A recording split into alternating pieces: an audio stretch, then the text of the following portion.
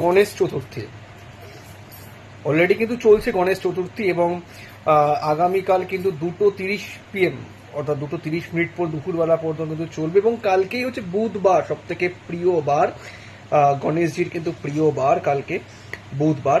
এবং কালকে এই কাজটা কিন্তু অবশ্যই করুন, যে কেউ কাজটা করতে পারে। তবে যারা বিদ্যার্থী রয়েছে, যারা স্টুডেন্ট রয়েছে, বা যারা ব্যবসার জন্য, যারা ব্যবসার ক্ষেত্রে রয়েছেন, বিজনেসম্যান, তাদের জন্য সব থেকে বেশি উপযোগী।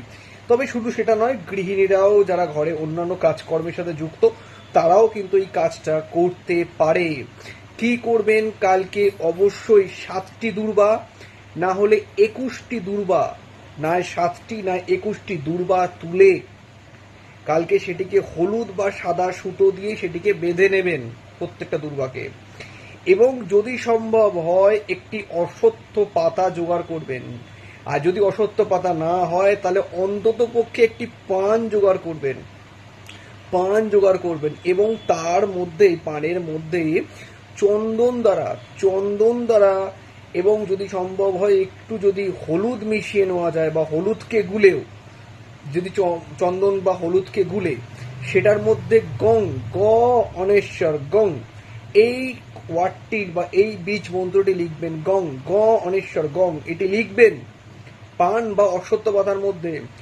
এবং সেই পান বা অশ্বত্থ পাতাটিকে আপনার সেই 7টি বা 21টি দূর্বা, এবং তার মধ্যে একটু সিদ্ধি দেবেন, সিদ্ধি দিয়ে আপনি সেটিকে গণেশজির মূর্তি হোক, গণেশজির কোনো পিকচার হোক বা বিগ্রহ হোক, যেখানেই হোক না কেন, সেটির সামনে বা পায়ের সামনে রেখে ওম গং গণেশায় নমঃ, ওম গং গণেশায় নমঃ, এই মন্ত্রটি অন্তত পক্ষে 21 বার বা 28 বার জপ করুন। জপ করার পর যারা বিদ্যার্থী, সেই জিনিসগুলোকে নিয়ে একত্রিত কোনো হলুদ কাপড় বা সাদা কাপড় বা কাগজে মুড়ে আপনাদের ব্যাগে রাখুন, বা বিদ্যার যে বইপত্র যেখানে থাকে সেই স্থানে রাখুন।